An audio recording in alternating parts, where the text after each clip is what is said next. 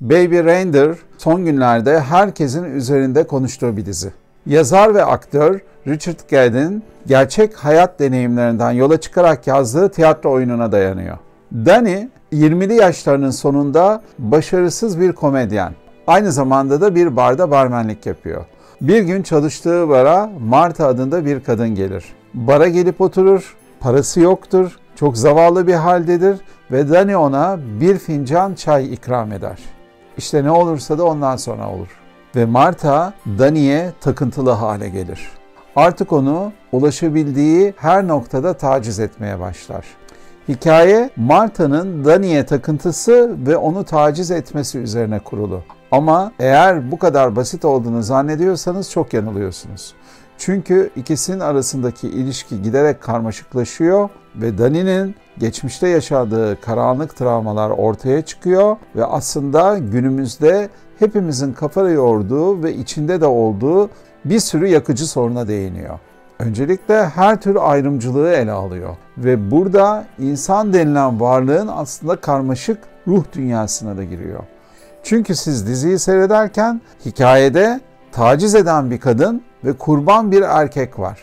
Ama hangi cinsten olursanız olun, bu ikisinin arasındaki ilişkilerin karmaşıklığında siz nerede duracağınıza karar veremiyorsunuz. Çünkü hikaye sürekli inişli çıkışlı, şaşırtıcı ve insan denilen varlığın karanlığı içerisinde hareket ediyor.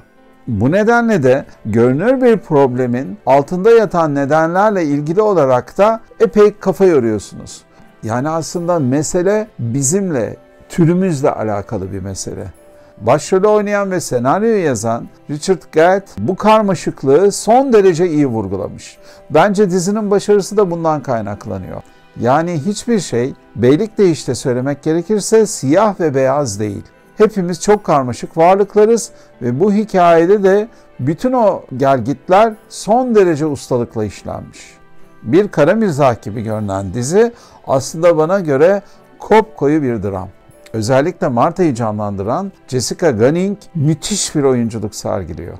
Ben kendi adıma uzunca süredir herhangi bir edebiyat eserine dayanmadan çekilen bu kadar başarılı bir diziye rastlamadım. Diziyi seyrettikten sonra neden birçok insanın bu diziye bu kadar ilgi duyduğunu gayet net anlıyorsunuz. Çünkü altını tekrar çizmem gerekirse hepimizin karmaşık dünyasına eğiliyor ve aslında insan denilen varlığın hiç de kolay anlaşılacak bir varlık olmadığını vurguluyor. Aslında dizi boyunca Marta'nın Danny'ye neden küçük rengeyi dediğini hep merak ettim. O kadar güzel, o kadar dokunaklı bir son dakikayla bunu açıklıyor ki görmeniz şart.